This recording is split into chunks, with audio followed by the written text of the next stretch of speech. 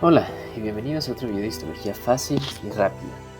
En esta ocasión estamos hablando de un órgano muy grande, muy importante, que estoy seguro de que han escuchado muchas veces, de esos órganos que la gente por lo general no sabe para qué sirve, pero que son muy esenciales y que nos pueden ayudar mucho a entender su histología y su estructura general. Se trata del vaso, con B grande. El vaso es un órgano muy grande con su encabezado abdominal cuyas funciones son muy amplias. Tiene funciones tanto de sistema inmunológico para la producción y maduración de linfocitos, pero la función más común o con la que más se conoce el vaso es su función de filtro. Es el gran filtro de los eritrocitos que tenemos en la sangre. Es el lugar al donde los eritrocitos van a morir. Después de esos 120 días de que cumplen su edad, de que se vuelven viejitos, son llevados al vaso para ser sacrificados y morir. Entonces, es un órgano muy importante porque si no lo tenemos, esos eritrocitos disfuncionales pues van a seguir circulando. Y también si tenemos algún problema de morfología eritrocitaria y el vaso empieza a destruir eritrocitos, pues nos va a generar una anemia, ¿no? Entonces por eso los podemos quitar en algunos casos. Entonces es un órgano muy importante. En teoría, igual que otros órganos, tiene un hilio, tiene una entrada en donde entra una arteria hepática, esplénica, perdón, y sale una vena esplénica. Eh, es un órgano que está muy vascularizado por esa función de filtrar la sangre.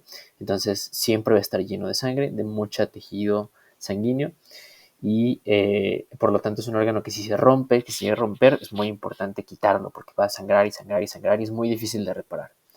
Entonces, hacer un órgano sólido, hablando ya de histología, tenemos que describir sus tres partes, ¿no? Una cápsula, un paparénquima y su estroma. Que en el caso del vaso, tenemos una cápsula que, al igual que otras cápsulas, es tejido conectivo denso y regular, pero este tiene la característica de tener muchos fibroblastos y miofibroblastos. Entonces son células que parecen fibroblastos que tienen la capacidad de contracción. ¿Por qué? Eh, Porque ya les dije, el vaso guarda mucha sangre. Entonces, en el caso en el que se necesite utilizar esa sangre, el vaso se puede contraer gracias a estos miofibroblastos en su cápsula y puede generar pues ese aumento de la presión, ¿no? Por sacar esa sangre que tenemos aquí adentro. Y por fuera, si se fijan, está recubierto por una serosa, un epitelio simple plano, que ayuda a separar a ese órgano del resto de los órganos. Recuerden que el vaso es un órgano intraperitoneal, o sea, está en la cavidad abdominal, por lo tanto necesita una serosa. Esa cápsula manda trabéculas, igual que otros órganos, manda trabéculas que ayudan a medio dividir, a medio formar algunas estructuras en el vaso. No forma como tal lóbulos ni lobulillos, pero vemos esas invaginaciones de la cápsula. Y esas invaginaciones de las cápsulas es la que nos ayuda a formar esa malla trabecular propia de todo sistema linfático. Y por ahí es por donde van a ir entrando esos vasos sanguíneos también, que se van a ir dividiendo hasta llegar a formar arteriolas chiquititas, y esas después se van a conectar con otras vénulas que van a formar venas grandes que van a salir del vaso, ¿ok? A través de la cápsula. Entonces el estroma es muy importante porque ahí tenemos no solo la malla reticular, también tenemos neutrófilos, células cebadas, tenemos células presentadoras de antígenos, pero aquí muy importante, en vaso, tenemos macrófagos. Muchos macrófagos esplénicos, grandes, que podemos encontrar como únicos o como con muchos núcleos, ¿ok? Núcleos abundantes. Entonces los núcleos grandes que vean usualmente son macrófagos, son muy abundantes. ¿Y cuál es su función? Fagocitar. ¿A quién? Como este de aquí, ¿no? Un macrófago. Fagocitar a todos los eritrocitos que se quedaron ahí. Entonces los vamos a ver asociados a los vasos, tanto a las arterias como a las venas que están aquí dentro de vaso. ¿Okay? Entonces es muy importante ese componente del estroma. A pesar de ser del estroma, es muy funcional. Y ahora hablando de la parénquima o de la parte funcional, aquí en vaso lo dividimos en dos, dependiendo de sus coloraciones, que creo que ya lo han notado, ¿no? Tenemos una pulpa blanca, que son estas manchitas basófilas que vemos en el corte, y una pulpa roja, que es todo lo demás eosinófilo. La pulpa blanca está compuesta, o sea, se llama blanca porque está compuesta por linfocitos que se acuerdan que son parte de la serie blanca, o sea, son células de defensa. Por eso los llamamos como pulpa blanca, a pesar de que se tiñan muy basófilos con hematoxilina eosina. Esa pulpa blanca siempre o por lo general la vamos a ver asociada a estas arteriolas que reciben el nombre de arteriolas centrales porque están dentro de esa vaina de pulpa. Por ejemplo, aquí vemos una arteria, otra arteria chiquitita, ¿no? Hacia aquí es en donde se ramificó esta arteria pequeña. Son arteriolas pequeñas con todas las capas propias de una arteriola, su túnica íntima, media y adventicia, y que tienen esa característica de que están rodeadas de linfocitos T. A estos linfocitos o este conjunto de linfocitos también se le conoce como vaina linfática periarterial o PALS en inglés. Siempre que va en una arteria central va a estar rodeada de esa vaina de linfocitos. En ocasiones, cuando entra un patógeno aquí al vaso y empieza a haber una respuesta inmunitaria, se pueden llegar a formar nódulos linfáticos, como los que vimos en ganglio o los que vimos en amígdala, en el que tenemos pues su zona central, su disco germinativo, y toda la zona periférica propia de un ganglio, no un nódulo linfático, pero un nódulo linfático común y corriente.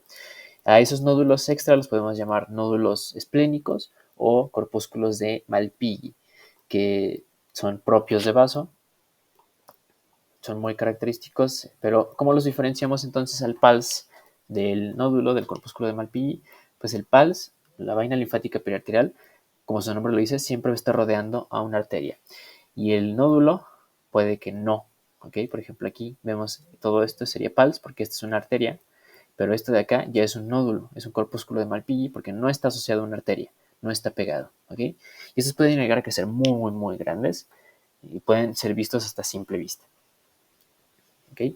En esa pulpa blanca, pues ya saben que en el nódulo tenemos linfocitos B, en el PALS tenemos linfocitos T y tenemos algo que se llama zona marginal, que es un área de comunicación entre la pulpa blanca, formada por linfocitos, y la pulpa roja.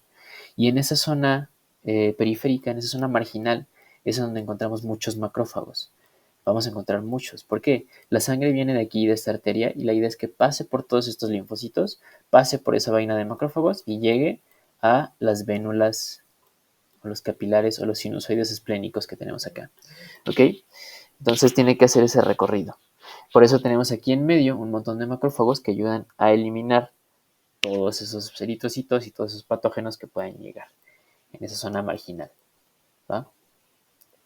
Ok, y la pulpa roja se compone por estas estructuras formadas por parte del estroma, son prolongaciones del estroma, que son de característica eosinófila. ¿Por qué? Pues porque tiene fibras de colágeno, tiene fibras elásticas, tiene fibroblastos, tiene miofibroblastos, tenemos neutrófilos, eosinófilos, basófilos, tenemos células plasmáticas, tenemos macrófagos, tenemos células presentadoras de antígenos y se organizan en cordones o filas, y esos cordones se les llaman cordones de Billroth. Esos cordones de Billroth forman espacios entre ellos que se llaman senos esplénicos o sinusoides esplénicos. Esos sinusoides esplénicos, si se fijan, pues son espacios, ¿ok? Técnicamente es un vaso sanguíneo, pero tiene la característica de que su lámina basal es incompleta, solo está en secciones, que le ayudan nada más a mantener una forma, pero no tiene como tal una estructura completa. Es un endotelio, su lámina basal discontinua, y ese endotelio está separado. Y en esas separaciones vamos a encontrar macrófagos asociados a los cordones, por ejemplo aquí, ¿no? Entonces la idea es que el eritrocito salga de la arteria que vimos en la pulpa blanca, una arteria central, atraviese toda esa región de linfocitos, que identifiquen si hay algún patógeno, se limpia ahí y después pase por estos espacios, por los cordones de Billroth hasta llegar a un sinusoide. Si ese eritrocito no puede pasar, es porque ya está viejo y por lo tanto tiene que ser fagocitado y va a morir. Si pasa, ya le hicimos, ¿no? Está todavía joven, puede seguir su vida hasta que lleguen los 120 días y llegue su momento. Ahí está. Entonces, vean cómo son muchas células, ¿no? La fisiología es algo compleja, tenemos muchas células propias del sistema inmunológico, propias del sistema linfático, pero creo que la estructura en general se repite a comparación de otros órganos, ¿no? Entonces, Solo recuerden muy bien ubicar el tejido linfático asociado a los vasos sanguíneos y eso les va a ayudar un montón a diferenciar vaso de ganglio o de timo, de otros órganos que podemos llegarlos a confundir. Entonces, eso sería todo por este corte de vaso. Les recuerdo que estos videos se hacen con un resumen del Ross, Gardner, Villar y Junqueira. Utilicé Histology Guide para la visualización de este corte. Y si hay alguna duda, algún comentario, alguna sugerencia, por favor, déjenmelo en los comentarios para que juntos podamos aprender a hacer mejores descripciones histológicas. Sin nada más de mi parte, nos vemos en el siguiente corte. Adiós.